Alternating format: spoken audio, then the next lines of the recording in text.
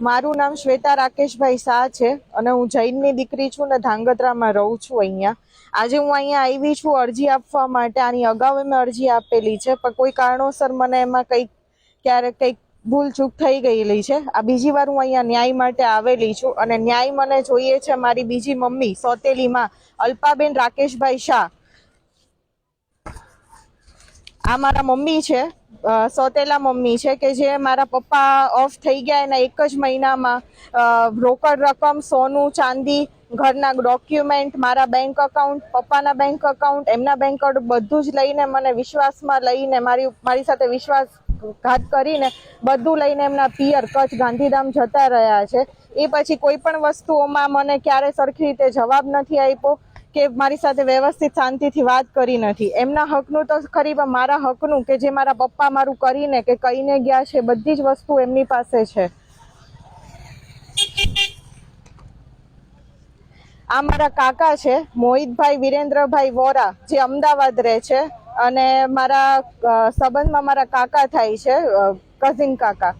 આમની સાથે આ વસ્તુઓમાં જોડાયેલા છે કે જેમની પાસે હું મદદ માટે ઘણીવાર ગયેલી છું, બહુ બધા ફોન કરેલા છે. એ મને ખાલી આશ્વાસન આપે, ફૂટબોલની જેમ ફંગોળે અને આ બધી વસ્તુઓમાં એ અલ્પાબેનને સાથ આપે છે. મારા હકનું પચાવવા માટે બધા ષડયંત્ર કરે છે કે મારા હકનું મને કઈ રીતે ન મળે, હું કંટાળીને પહેરા કપડે કઈ રીતે ઘરેથી નીકળી જાઉં, કે હું મારો અવાજ દબાઈ જાય અને હું એકલી છું અને હું કંઈ જ નહીં કરી શકું. આ બધી જ વસ્તુઓના ફાયદા આ મારા કાકા અલ્પાબેન અને આ ત્રીજા છે મારા મામા જે અલ્પાબેન છે એમના ભાઈ છે અમિતભાઈ રમેશચંદ્ર શેઠ.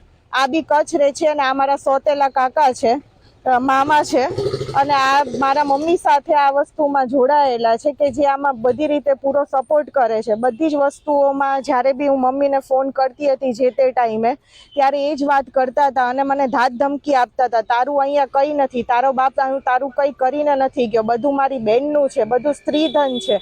તો આજે હું તમને ખાલી એટલી જ માગણી કરું કે શું મારો હક નથી? મારા પપ્પા કે મારા દાદા કે જે મારા બા ને બધા મારું કરીને ગયા છે એ મને મળવા પાત્ર નથી? આજે હું સમાજ પાસે, પોલીસ પાસે આજે વસ્તુ માટે હું માંગણી કરવા આવી છું કે મને મારા હક મળવું જોઈએ કે મને ન મળવું જોઈએ. અલ્પાબેનના હકની વાત નથી, જે મારા પપ્પાના હક છે, જે મારા પપ્પા મારા માટે કરીને ગયા છે, હું એમની દીકરી છું, તે વસ્તુ મને મળવી જોઈએ કે ન મળવી જોઈએ કે મારો અવાજ દબાવવો જોઈએ. આજે મને પોલીસ ખાતામાં મને સાહેબે મને સપોર્ટ કરીને મને કીધેલું છે કે આ વસ્તુમાં અમે તમને 100% ન્યાય અપાવડાવશું. એટલે હું એમનો ખૂબ ખૂબ આભાર માનું છું અને વિનંતી કરું છું કે મને આ વસ્તુમાં ન્યાય મળે, બરાબર. કેમ કે આ વસ્તુઓમાં હું છેલ્લા 7.5 મહિનાથી હેરાન થઈ રહી છું અને હું આ વસ્તુથી કંટાળીને હું અહીંયા આવેલી છું કે સાહેબ મને આ વસ્તુમાં ન્યાય મળે. અને આ સમગ્ર બધી દીકરીઓ માટે ને બધા સમાજ માટે છે કે આ વસ્તુમાં મારા આ વસ્તુઓથી જો ન્યાય મળશે તો બીજી મમ્મી કે જેના ઘરમાં છોકરીઓનો અવાજ દબાઈ જતો હોય, છોકરી કે છોકરા જેને આવો ત્રાસ થતો હોય છે, એના સગા મા બાપ ઓફ થઈ ગયા પછી આ બધા વસ્તુઓમાં એને ન્યાય મળશે અને સમાજમાંથી આ વસ્તુ દૂર થશે. આ વસ્તુ 100% આ વસ્તુ થવી જોઈએ ને આમાં મને સપોર્ટ મળે એ વસ્તુ માટે હું અહીંયા અપીલ કરવા આવી છું.